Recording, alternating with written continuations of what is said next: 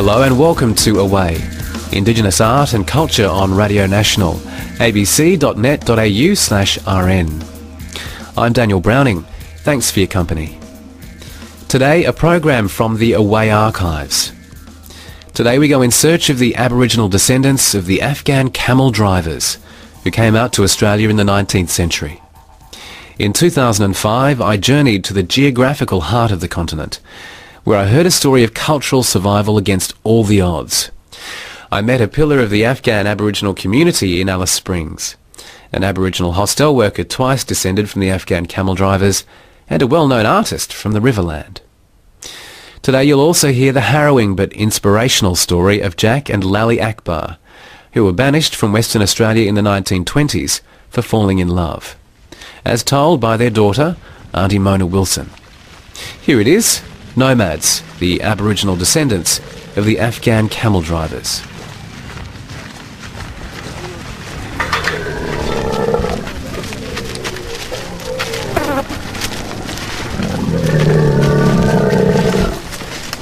Push, push, push.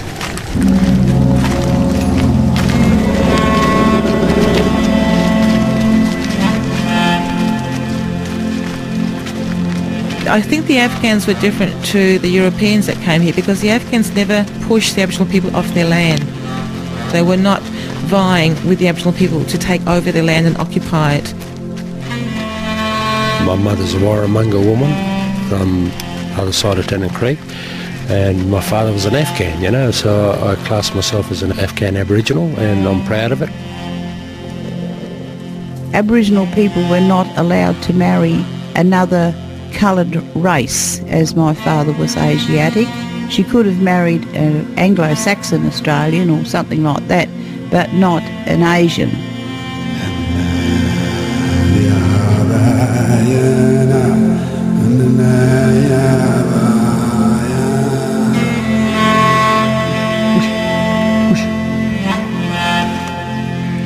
I suppose when they first saw the camel, it would have been a bit scary, I suppose. They're probably thinking, oh, what's this here coming here, and these blokes with these turbans and that on their heads and long flowing gowns, but, they soon got used to them.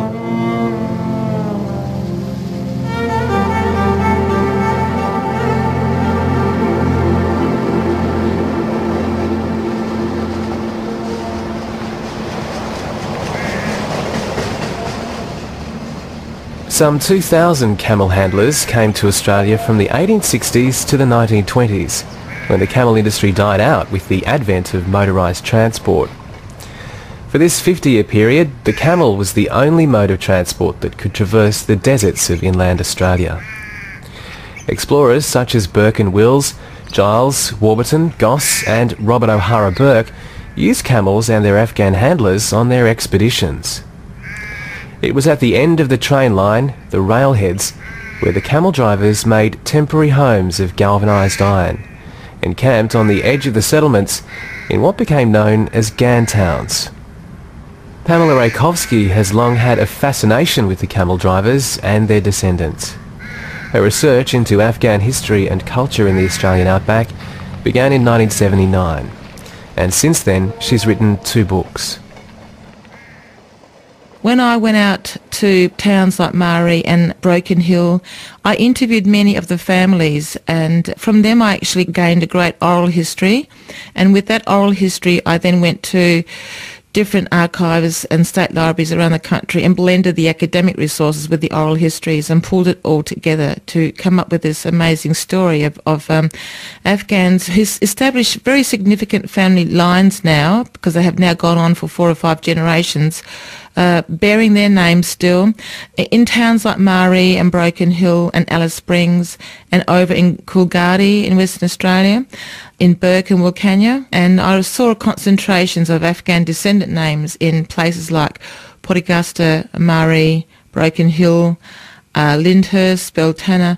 So I started visiting these places and realised that there were actually like specific routes that linked towns together. And then I realised that there must have been camel pads or tracks that once linked very remote towns that went on from Mari to include Unadata up to Alice Springs, or went on from Mari up to Birdsville and into Queensland to Boulia and Charleville. When they came to Australia, they were not allowed to bring their wives or daughters. There was a very restricted immigration on Asians, which I think started with the gold rushes of the 1850s, and there was a huge resentment against the Chinese immigrants. And then when the Afghans came to Australia, they actually were very competitive economically towards the most popular type of transport in country areas, which was the bullock teamsters, and the Afghans were much cheaper, and they could also get out to areas where there were pastoral properties in very arid, remote areas where there may have been a shortage of water and fodder, and the camel stringers could get out there when the bullock teamsters could not. So they were seen to be a threat to the livelihood of the bullock teamsters. So eventually the Afghans began to concentrate in areas that bordered on the edge of our arid interior.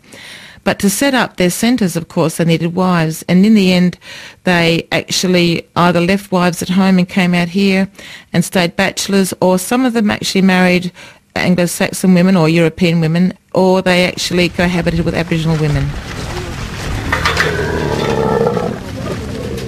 Christine Stevens is a freelance writer and researcher.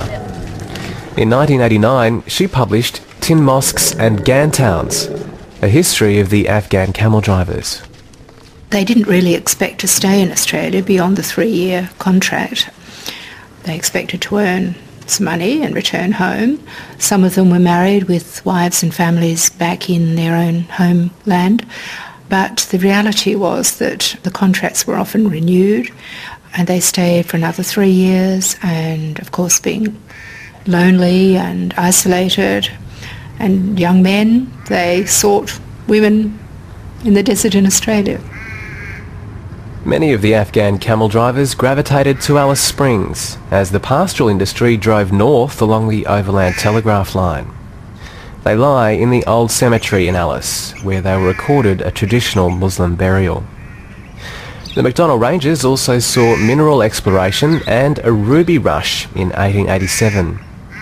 Camels were used to transport stores to the miners from the railhead at Maree.